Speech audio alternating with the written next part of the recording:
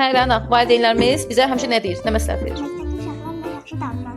Qabları yuyur, kitablarını çantaya qoy. Kitabların çantaları. Hə, Emil.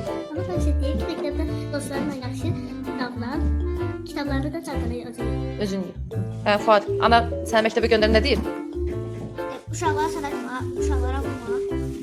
Belə deyir. Məktəbə düzgün davran. Məktəbə düşün. Hə, aysa. Yaxşı. Cavidan, sən də gör. Sən nə deyirlər evdə göndərəndə məktəbə? Məktəbə göndərəndə olmasın da. Ümumiyyətlə evdə nə deyirlər bizə tez? Ağıllı ol məktəbdə. Məktəbdə ağıllı ol, Dalaşma. dalaşma. Belə dostum. Uşaqlara. Uşaqlara yaxşı davran. Uşaqlarına yaxşı davran. Hər şey aynı. İndi sən Otağı təmiz saxla. Qabları yuyur. qabları yuyur. Ali də sən nə deyirlər tez evdə? Dərslərini, kitablarını qoy. Asıya çox saxlayırlar. Paltaları asfaya, yəni əynindən çıxartdıqları yerinə qoydu, asfaya qoy. Amin sən nə deyirlər evdə tez-tez? Kitablarını sərgiyə qoy. Sizin döyüşmə. Dalaşma. Dalaşma. Bunlar. Başqa yadıma gələn var? Yox. Sən, Kənan, sən nə deyirlər? Mənə deyirlər ki, məktəbdə oxu, yaxşı oxu, Dərslər oxu. dərslərini oxu, məktəbdə dostlarınla yola get, mənə kömək et, cədvəli özün. Özün yığ. Ev tapşırıqlarını yaz, sonra o birisi nə edir? Otağını sərgiyə sal. Zeynəb, sən nə deyir ana evdə tez-tez?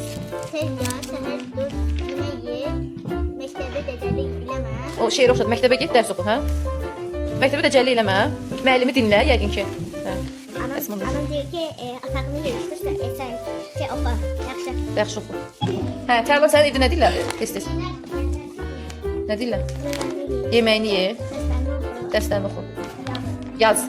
Sən Əfrahim, nə deyirlər? Anam deyir ki, dostlarla yaxşı davran. Yaxşı davran. Məktəbdə ağıllı deyil. Onsuz da yanırsan da, nə qədər ağlı yana bilərsən.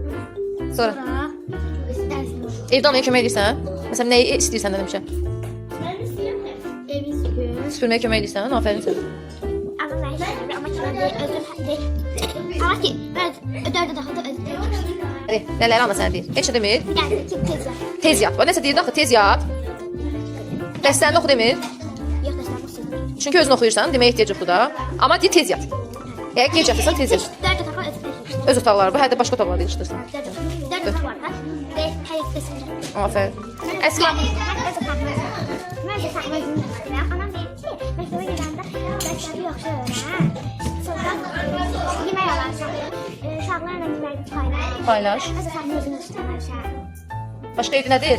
Gəl yemək ye. Elə çağırır səni tez-tez. Yeməyi gəl ye, yoxsa vaxtında yat deyir. Mamam da yatdı, mən özüm yedim. Hamı desin ki, bu saydığımız cümlələr nə cümlələr idi? Əmir. Anamızın evdə, yəni valideynlərimizin evdə, müəllimimizin sinifdə dediyi bütün cümlələr nədir? Əmir cümlələrdir.